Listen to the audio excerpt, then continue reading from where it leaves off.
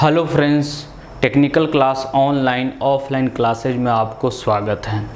आज का जो टॉपिक है वह इलेक्ट्रिकल एंड इलेक्ट्रॉनिक्स का एमसीक्यू क्वेश्चन का डिस्कशन करने जा रहे हैं। सबसे पहले मैं बता दूं, आपको पहले ही हम बताए थे कि कोई भी चैप्टर पढ़ाएंगे उसके बाद एमसीक्यू क्वेश्चन का डिस्कशन किया जाएगा। तो आपको मैं बता दूं कि बेसिक इलेक्ट्रिकल का क्लास हो चुका है, तो जैसे ही बेसिक इलेक्ट्रिकल का क्लास ख़त्म हुआ उसके बाद हम लोग बेसिक इलेक्ट्रिकल के एमसीक्यू क्वेश्चन का डिस्कशन करेंगे। आपको मैं बता दूं कि 300 एमसीक्यू क्वेश्चन है। अगर इसका आप लोग डिस्कशन कर लेते हैं, बना लेते हैं, तब मैं आपको गारंटी देता हूं इससे बाहर बेसिक इलेक्ट्रिकल से क्वेश्चन नहीं पूछेगा। चाहे वह कंपटीशन किसी भी चीज़ का हो, चाहे यूपीपीसीएल को हो, चाहे यूपीआरबीएनएल को हो, चाहे राजस्थान हेल्पर का हो, चाहे बिहार इलेक्ट्रिसिटी बोर्ड का हो, चाहे एमपी ट्रेनिंग ऑफिसर का हो। तो यह आपको 300 क्वेश्चन है और यह 300 क्वेश्चन कर लेते हैं, इससे बाहर क्वेश्चन नहीं आएगा। एक बात और मैं आपको बता दूं, यूपीपीसीएल का आपको 4100 कुछ पोस्ट आया था 2019 में, चुनाव से पहले। जैसे ही चुनाव खत्म हो गया तो वह पोस्ट को ये कैंसिल कर दिया गया है। वह पोस्ट फिर से कैसे आए उस पर हम लोग काम कर रहे हैं। उसके बारे में जैसे ही हम इसका डिस्कशन कर लेंगे उसके बाद आपको बताएंगे।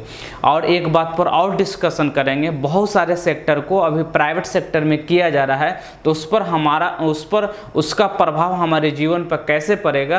क्या आईटीआई करने वाले स्टूडेंट को आने वाला भविष्य में सरकारी नौकरी मिलेगा, और मिलेगा तो किस किस सेक्टर में और किस किस सेक्टर को प्राइवेट सेक्टर किया जा रहा है, इस पर संपूर्ण जानकारी हम लोग लास्ट में करेंगे।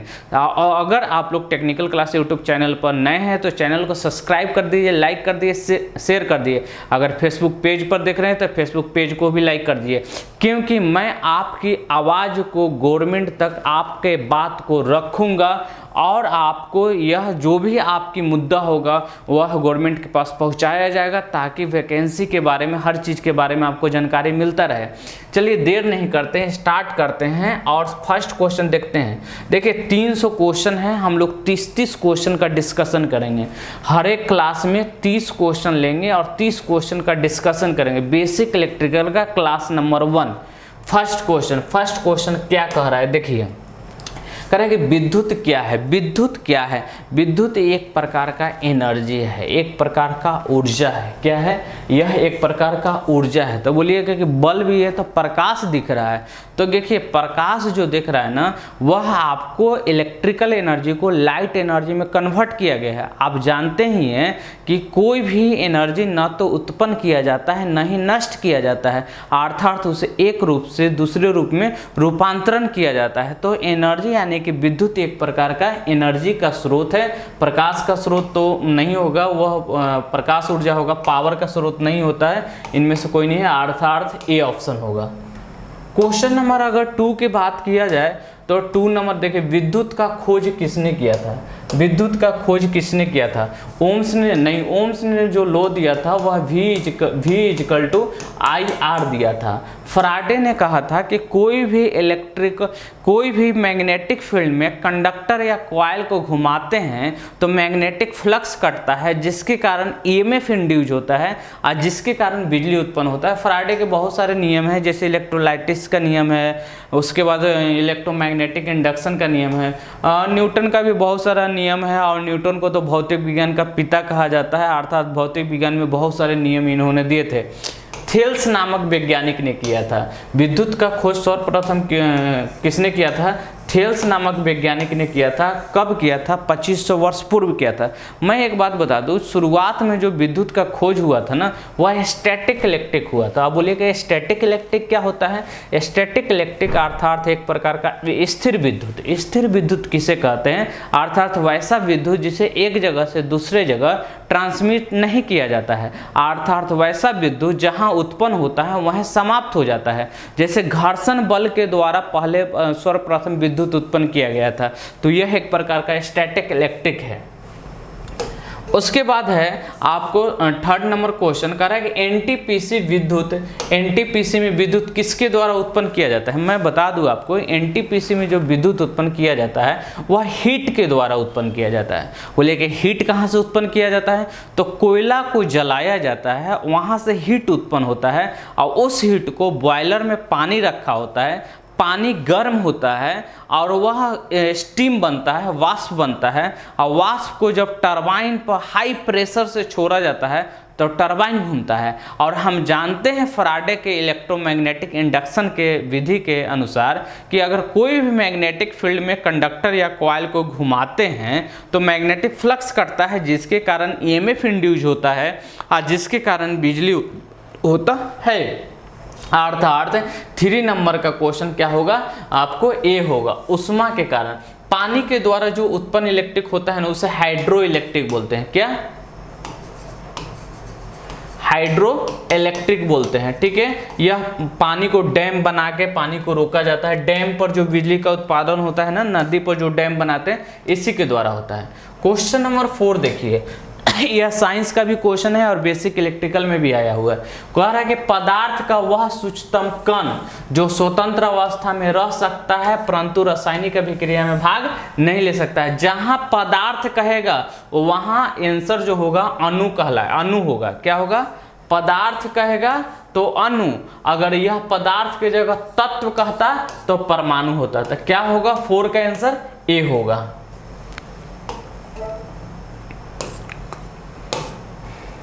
5 नंबर, किसी भी तत्व का वह सूक्ष्मतम कण, देखिए तत्व कह रहा है ना, इसका आंसर क्या होगा, परमाणु होगा। क्या होगा, परमाणु होगा। अगर सीधा समझिए किसी भी तत्व का वह सूक्ष्मतम कण तो उसका आंसर परमाणु, और किसी भी पदार्थ का पूछेगा तो उसका आंसर होगा अणु। तो 5 का परमाणु आंसर होगा। ऑप्शन में देखिएगा दिया होगा बी नंबर ऑप्शन परमाणु है। क्वेश्चन नंबर 6 देखिए, बहुत अच्छा क्वेश्चन है। किसी भी धातु के तार में विद्युत का प्रवाह किसके कारण होता है, प्रोटॉन के कारण नहीं होगा, आयन के कारण नहीं होता, इनमें सभी के कारण नहीं, इलेक्ट्रॉन के कारण होता है। अगर किसी भी विद्युत तार में अगर करंट फ्लो हो रहा है तो किसके कारण होगा, इलेक्ट्रॉन के कारण होता है। ठीक है, नेक्स्ट क्वेश्चन देखते हैं। प्रोटॉन का द्रव्यमान होता है, प्रोटॉन का द्रव्यमान इलेक्ट्रॉन के द्रव्यमान से कितना गुना होता है। बहुत अच्छा क्वेश्चन है, बताइए कमेंट करके आप लोग बताइएगा, प्रोटॉन का द्रव्यमान इलेक्ट्रॉन के द्रव्यमान से कितना गुना होता है। देखिए इलेक्ट्रॉन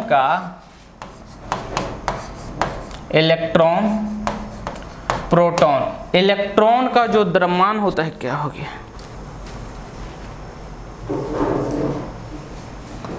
9.1 क्या होता है, 9.1 इंटू 10 के पावर -31 ग्राम होता है।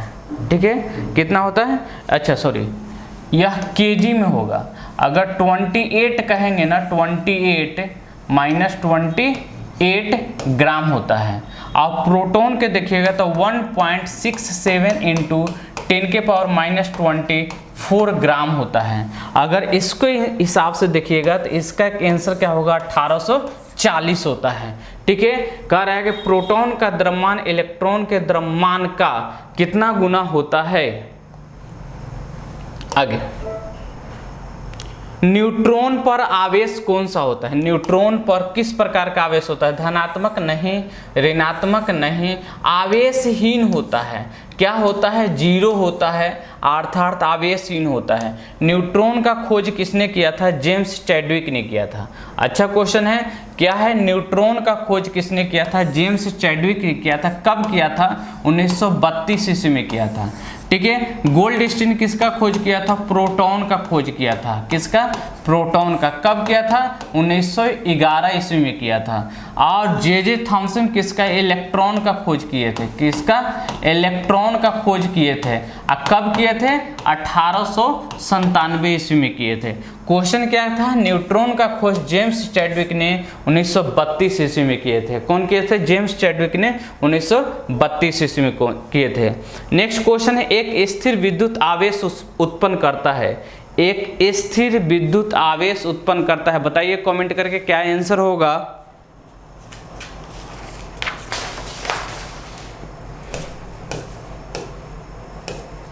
केवल चुंबकीय क्षेत्र में नहीं, केवल विद्युतीय क्षेत्र में होगा। क्या होगा इसका आंसर? बी होगा। ठीक है, क्या आंसर होगा? बी होगा। नेक्स्ट क्वेश्चन देखते हैं 11 नंबर क्वेश्चन। इलेक्ट्रॉन पर आवेश होता है, इलेक्ट्रॉन पर आवेश होता है। इलेक्ट्रॉन पर आवेश जो होता है ना ऋणात्मक होता है। कितना आवेश होता है? तो 1.6 इंटू 10 के पावर -19 कूलम होता है। अगर यहाँ माइनस पहले लगा होता है, अब माइनस दिया ही है, अगर यही प्रोटॉन पर बोलेगा तो 1.6 इंटू 10 के पावर -19 कूलम। प्रोटॉन के पहले प्लस लग जाता है, इलेक्ट्रॉन के पहले माइनस लग जाता है। ठीक है, यह आवेश दिया हुआ है। उसके बाद कह रहा है इलेक्ट्रॉन का खोज किसने किया था। नेक्स्ट क्वेश्चन 12 नंबर, बताइए 12 नंबर क्वेश्चन जो है इलेक्ट्रॉन का खोज किसने किया था? जे थॉमसन किए थे। जे थॉमसन कब किए थे? 1897 ईस्वी में किए थे। इलेक्ट्रॉन का खोज कब किए थे? 1897 ईस्वी में किए थे। कौन किए थे? जे थॉमसन किए थे। नेक्स्ट क्वेश्चन देखिएगा, कह रहा है 13 नंबर, इलेक्ट्रॉन का द्रव्यमान कितना होता है? बताइए इलेक्ट्रॉन का द्रव्यमान कितना होता है? 13 नंबर क्वेश्चन बताइए। इलेक्ट्रॉन का द्रव्यमान ए होगा 9.1 इंटू 10 के पावर -28 ग्राम होता है। अगर यही प्रोटॉन का पूछता तो क्या होता है? प्रोटॉन का जो द्रव्यमान होता है, प्रोटॉन का द्रव्यमान 1.67 इंटू 10 के पावर -24 ग्राम होता है। तो यह देख लीजिएगा 13 का आंसर क्या होगा? ए होगा। क्वेश्चन नंबर 14, विद्युत आवेश की इकाई क्या है? विद्युत आवेश की इकाई जो होता है ना कूलम होता है। क्या होता है? कूलम। वोल्ट जो यूनिट होता है वह वोल्टेज का यूनिट होता है। ठीक है, एम्पियर जो यूनिट होता है वह करंट का यूनिट होता है। और इलेक्ट्रॉन तो जानते हैं, परमाणु को जब तोड़ा गया तो 3 कण प्राप्त हुआ, इलेक्ट्रॉन, प्रोटॉन और न्यूट्रॉन। तो इसका आंसर 14 नंबर का क्या होगा? डी होगा, कूलम होगा। देखिए 15 नंबर क्वेश्चन, जब कांच के टुकड़े को रेशम के साथ घर्षण करते हैं तो कौन सा रेशम पर कौन सा चार्ज उत्पन्न होगा? रेशम पर निगेटिव चार्ज उत्पन्न होता है। एक बात और मैं बता दूं, जैसे यह दो तो जो बहुत बार क्वेश्चन पूछा है कि एबोनाइट और रेशम को जब घर्षण करते हैं तो एबोनाइट पर कौन सा चार्ज उत्पन्न होता है, रेशम पर कौन सा? तो एबोनाइट पर पॉजिटिव और रेशम पर निगेटिव। या कांच को और रेशम के टुकड़े को जब घर्षण करते हैं तो रेशम पर निगेटिव और कांच पर पॉजिटिव। लेकिन और भी बहुत सारे तत्व दे दिए, जैसे इस पेन को ही बाल में हम घर्षण कर रहे हैं, बोलेंगे कि बाल पर कौन सा चार्ज उत्पन्न हो रहा है, तब कैसे पता चलिएगा?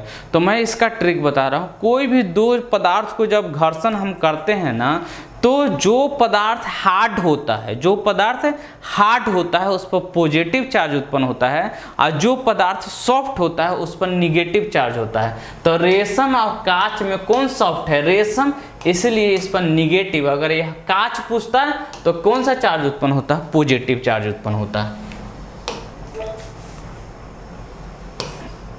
उसके बाद 16 नंबर क्वेश्चन देखिए।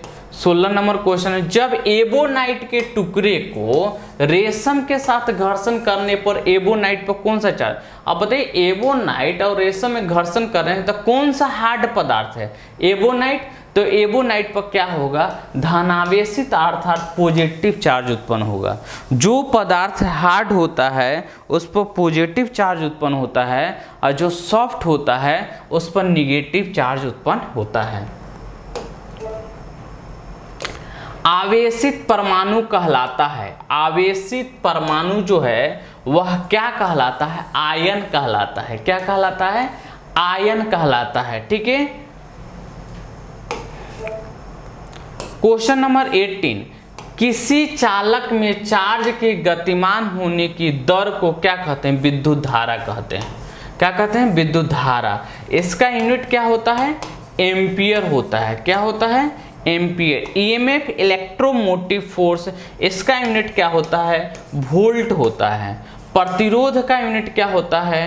ओम होता है। क्या होता है? ओम होता है। वोल्टेज का यूनिट क्या होता है? वोल्ट होता है। और आंसर क्या होगा? विद्युत धारा। विद्युत धारा किसे कहते हैं? आवेश की प्रवाह की दर को धारा कहते हैं, या साधारण भाषा में इलेक्ट्रॉन सतत प्रवाह की दर को करंट बोलते हैं, विद्युत धारा बोलते हैं। क्वेश्चन नंबर 19, परमाणु में निम्न 3 प्रकार के कण पाए जाते हैं। सही है। फोटोन ये तो होगा नहीं। प्रोटॉन, इलेक्ट्रॉन, न्यूट्रॉन बी होगा। अगर परमाणु को तोड़े हैं तो प्रोटॉन, इलेक्ट्रॉन, न्यूट्रॉन प्राप्त होता है, अर्थात ऑप्शन नंबर बी होगा। प्रोटॉन का खोज गोल्डस्टीन ने किया था। कब किया था? 1911 ईस्वी में। इलेक्ट्रॉन का खोज कब हुआ था? 1897 ईस्वी में। न्यूट्रॉन का खोज कब हुआ था? 1932 ईस्वी में। यह सब कॉमन क्वेश्चन है, आपको याद करना पड़ेगा और जानना पड़ेगा। ठीक है, नेक्स्ट क्वेश्चन देखते हैं। आधुनिक भौतिक विज्ञान का जनक किसे कहते हैं? आधुनिक भौतिक विज्ञान के अगर साधारण तरह से ऐसे पूछा जाए कि भौतिक विज्ञान का पिता किसे कहते हैं, तो भौतिक विज्ञान का पिता न्यूटन को कहा जाता है। लेकिन आधुनिक भौतिक विज्ञान का पिता जे थॉमसन को कहा जाता है। देखते हैं ऑप्शन नंबर कौन से हैं। जे थॉमसन, बी ऑप्शन होगा। क्या है? आधुनिक भौतिक विज्ञान का पिता किसे कहते हैं? जे थॉमसन को कहा जाता है। क्वेश्चन नंबर 21, विद्युत बल रेखाएं खत्म होती हैं। बहुत अच्छा क्वेश्चन है। विद्युत बल रेखाएं जो होता है वह खत्म होता है, किस ओर से किस ओर खत्म होता है बताइए तो धन आवेश से शुरू होकर ऋण आवेश में खत्म होता है। विद्युत बल रेखाएं धन आवेश से, जैसे करंट का प्रवाह कैसे होता है, तो आपको पॉजिटिव टर्मिनल से निगेटिव टर्मिनल की ओर होता है, यानी कि पॉजिटिव से धनावेशी शुरू होकर ऋणावेशी तक खत्म होता है। ये भी क्वेश्चन बीबीआई है एग्जाम में आया हुआ है। ठीक है, अभी आपको लग रहा होगा कि बहुत इजी क्वेश्चन है, लेकिन यही आप आगे जब बढ़िएगा ना, 300 MCQ क्वेश्चन बेसिक इलेक्ट्रिकल से बनाए हैं। अब मैं आपको गारंटी देता हूं कि यह 300 पढ़ लीजिएगा ना, इससे बाहर क्वेश्चन आपको एग्जाम में नहीं पूछेगा। चालक किसे कहते हैं? साधारण भाषा में कंडक्टर किसे कहते हैं? तो आप यही बोलिएगा कि जिसमें करंट आसानी से फ्लो हो उसे कंडक्टर कहा जाता है। लेकिन अगर टेक्निकली देखा जाए तो जिसमें इलेक्ट्रॉन की संख्या 4 से कम हो उससे कंडक्टर, और जिसमें इलेक्ट्रॉन की संख्या, जिसकी बाहरी कक्षा में इलेक्ट्रॉन की संख्या 4 से अधिक है उसे इंसुलेटर, और जिसमें 4 हो उसे सेमीकंडक्टर कहा जाता है। तो कंडक्टर अर्थात चालक बोल रहा है ना, तो क्या होगा? 4 से कम होगा। क्या होगा? 4 से कम होगा। 4 से अधिक जो होगा वह किस में होगा? इंसुलेटर में, इंसुलेटर में होगा। और 4 के बराबर किस में होगा? सेमीकंडक्टर में। ठीक है, सेमीकंडक्टर में होगा। क्वेश्चन नंबर 23, निम्न में से विद्युत एवं ऊष्मा का सबसे अच्छा चालक कौन है? सबसे अच्छा चालक जो होता है चांदी होती है। इसकी कंडक्टिविटी 98% होता है। तांबा की कंडक्टिविटी 90% होता है। एल्युमिनियम की कंडक्टिविटी 60% होता है। यही तीनों मुख्य रूप से कंडक्टर के रूप में यूज करते हैं। कंडक्टर के रूप में मुख्य रूप से यही 3 आपको यूज करते हैं। 24, कौन सा अचालक ऊष्मा से सबसे ज्यादा प्रभावित होता है? बहुत अच्छा क्वेश्चन है। कौन सा कुचालक ऊष्मा से सबसे ज्यादा प्रभावित होता है? PVC, polyvinyl chloride. क्या होता है? पीवीसी, पॉलीविनाइल क्लोराइड सबसे ज्यादा प्रभावित होता है। उसके बाद 25, निम्न में से कौन सा पदार्थ विद्युत का सुचालक के जैसा काम करता है? ऑप्शन देखते हैं। कौन सा पदार्थ जो है वह कह रहा है कि सुचालक के जैसा काम करता है, यही है ना। तो देखिए, यह आपको रबर, यह तो कुचालक के जैसा काम करेगा। यह क्या है? कुचालक है। यह चालक के, सुचालक के जैसा काम करेगा। यह सुचालक के जैसा काम करेगा, अर्थात ऑप्शन नंबर बी। ठीक है, क्वेश्चन नंबर 26 देखिएगा। तापमान बढ़ने से अचालक की शक्ति पर क्या प्रभाव पड़ेगा? तापमान बढ़ेगा ना तो अचालक की शक्ति कम होता है, अर्थात घटता है। जैसे यही इस पर पीवीसी चढ़ा हुआ है, टेम्परेचर को बढ़ाइएगा तो इस पर का जो प्लास्टिक का कवर होता है उसकी कैपेसिटी घटेगा ना, पावर कम होगा ना, तो वही कर रहा है कम होता है। उसके बाद क्वेश्चन नंबर 27, निम्न में से सर्वोत्तम सुचालक पदार्थ कौन सा है? सर्वोत्तम सुचालक पदार्थ कौन सा है? क्योंकि चीनी मिट्टी जो है यह तो एक प्रकार का कुचालक है, ठीक है। उसके बाद रेजिन जो है यह भी एक प्रकार का कुचालक है।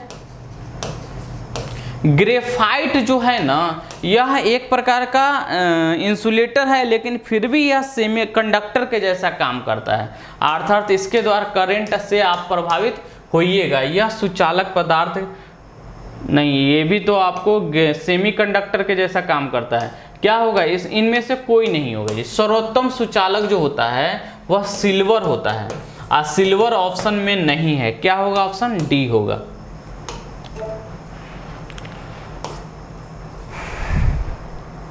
ऐसे ग्रेफाइट जो होता है उसके द्वारा करंट प्रभावित होता है, लेकिन सर्वोत्तम नहीं होता है। इनमें से कोई नहीं ऑप्शन था, इसलिए हमने उसको टिक किया है। क्वेश्चन नंबर 28, निम्न में से कौन सा पदार्थ अचालक नहीं है? अचालक नहीं है। बेकेलाइट तो अचालक है, रबर भी अचालक है, माइका भी। कार्बन जो है अचालक नहीं है, इसके द्वारा करंट फ्लो होता है। कार्बन का ही अपरूप होता है ग्रेफाइट, या ग्रेफाइट के द्वारा करंट फ्लो होता है। 29, अब्रक एक अच्छा है। अब्रक एक अच्छा है, अर्धचालक नहीं होता है, सुचालक नहीं होता है, अब्रक एक कुचालक है। अब्रक एक जो है वह कुचालक है। उसके बाद 30 नंबर क्वेश्चन देखते हैं। 30 नंबर में क्या कह रहा है? निम्न में से कौन सा पदार्थ अच्छा चालक नहीं है? अच्छा चालक नहीं, क्योंकि सिल्वर तो अच्छा चालक है क्योंकि इसकी कंडक्टिविटी 98% होता है। एल्युमिनियम भी अच्छा ही है, इसकी कंडक्टिविटी 60% होता है। कॉपर, इसकी कंडक्टिविटी 90%।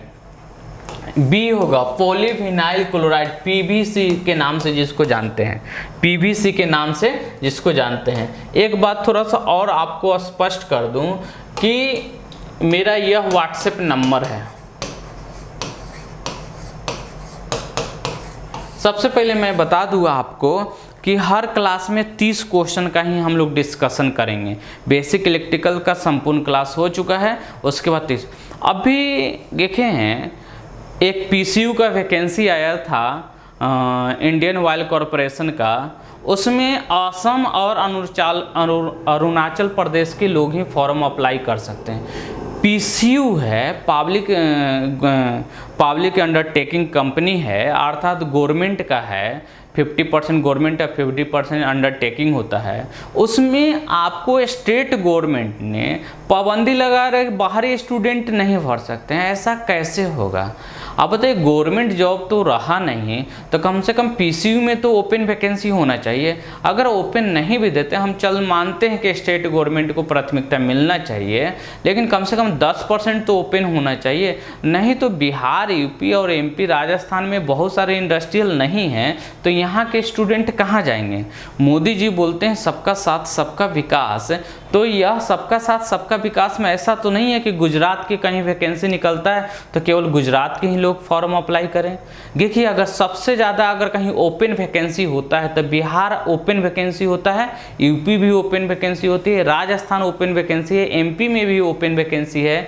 तो जब यहाँ ओपन वैकेंसी है तो गुजरात और महाराष्ट्र और आसाम और बंगाल में क्यों नहीं ओपन वैकेंसी है? और यह मोदी जी बोलते हैं सबका साथ सबका विकास, यह गलत है। एक बात और स्टूडेंट को बता दूं, जो लोग इलेक्ट्रीशियन से आईटीआई करते हैं तो एमपी भी में चाहे स्टेट इलेक्ट्रिसिटी बोर्ड में बहुत सारे वैकेंसी आता है। अब उसी को प्राइवेट सेक्टर में, अर्थात गवर्नमेंट बोल रहा है कि निजी क्षेत्रों में दिया जाएगा, तो आप खुद सोचिए कि क्या सरकारी नौकरी निकले नहीं निकलेगा। तो इसका आप लोग जोड़ तोड़ तरीका से विरोध प्रकट करिए। जो जहां है, जिस माध्यम से है, विरोध प्रकट करिएगा, तभी आप रोक पाइएगा, नहीं तो यह नहीं रुकेगा। और जब नहीं रुकेगा तो आप आईटीआई किए हैं, क्या 7,000, 8,000, 10,000 पेमेंट कर लेने के लिए कॉन्ट्रैक्ट बेसिस पर भी कभी भी आपको निकाल दिया जाए? तो इस मुद्दा को हम लोग बहुत जोड़ तोड़ तरीका से उठा रहे हैं। अगर आप लोग का सहयोग चाहिए, और जो भी लोग हमारे चैनल को कहीं पर भी कोई भी सर से अगर क्लास करते हैं तो उनसे यह बात रखिए कि सर ये मुद्दा को उठाया जाए, ठीक है। ओके बाय बाय, बाकी नेक्स्ट क्लास में आप लोग से मिलते हैं।